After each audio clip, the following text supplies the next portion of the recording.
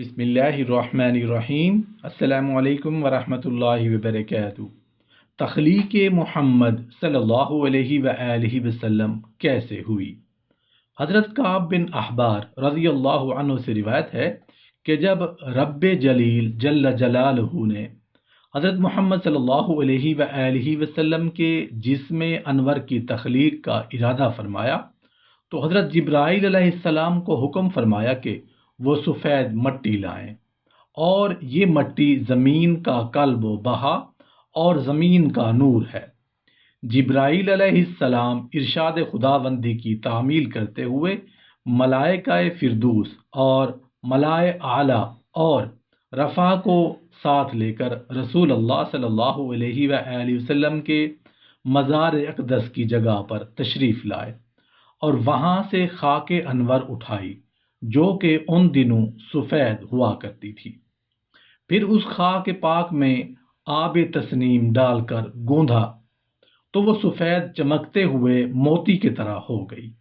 پھر اسے جنت کی تمام نہروں میں غسل دیا گیا اور پھر آسمانوں اور سمندروں میں پھیرا گیا تو تمام ملائکہ کرام اور حضرت آدم علیہ السلام کے فضل کا تعارف حاصل کرنے سے پہلے ہی فخر موجودات، سرور کائنات، تاجدار انبیاء حضرت محمد مصطفیٰ صلی اللہ علیہ وآلہ وسلم کی ذات اقدس اور آپ کے فضل و شرف سے متعارف ہو گئے۔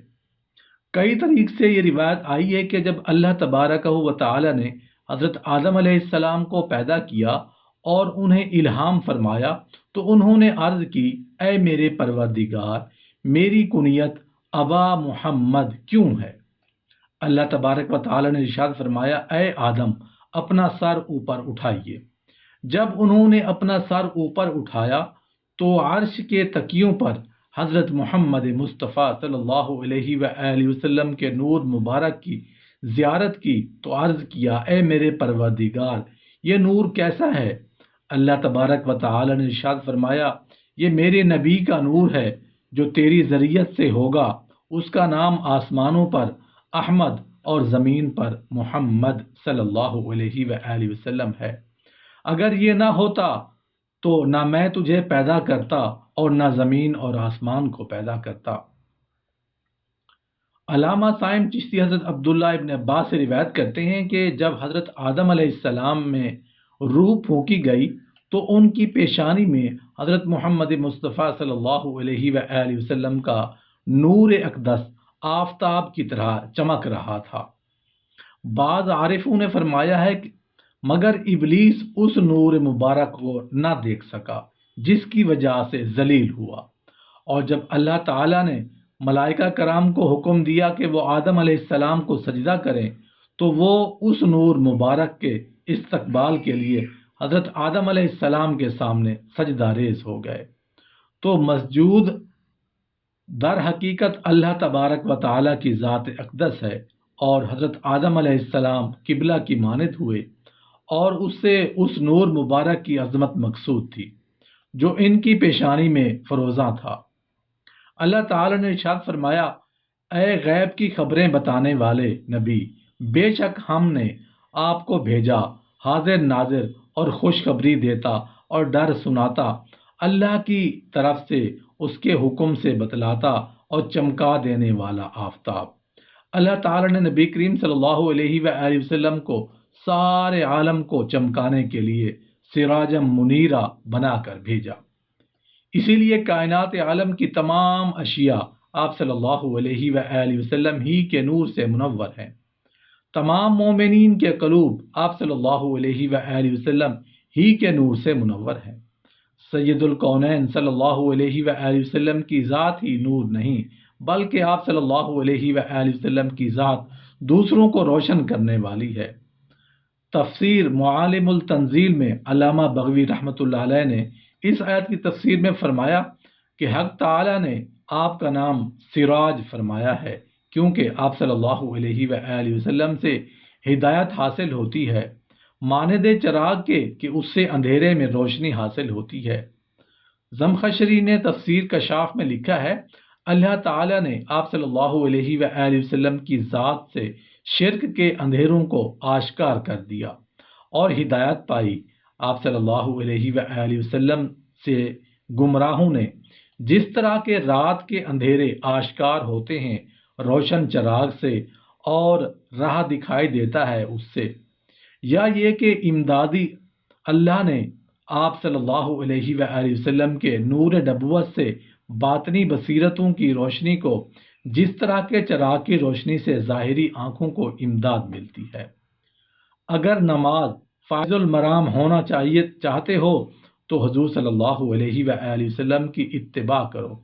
اگر تم تقرب الی اللہ کی منزل پر گامزن ہونا چاہتے ہو تو حضور صلی اللہ علیہ وآلہ وسلم کی اتباع کرو۔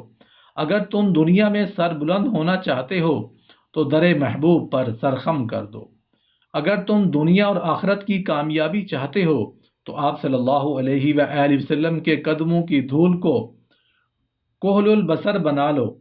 اگر تم بلندی چاہتے ہو تو حضور کی اتباع کرو۔ اگر تم سرخروئی چاہتے ہو تو محبوب کے قدموں میں آ جاؤ۔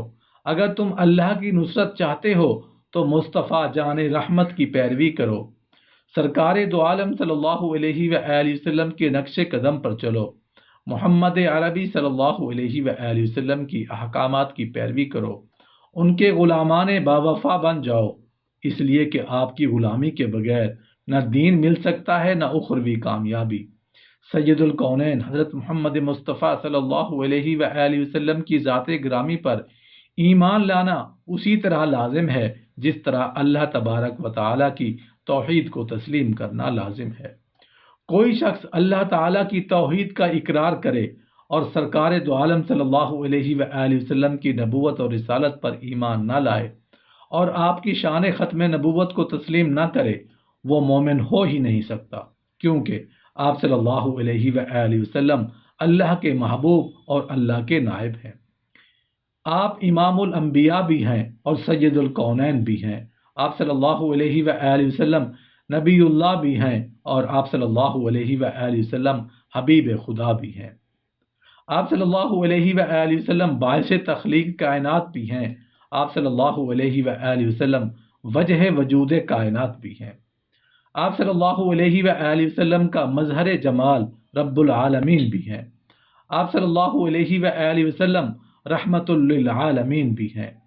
آپ صلی اللہ علیہ وآلہ وسلم محمد الرسول اللہ بھی ہیں۔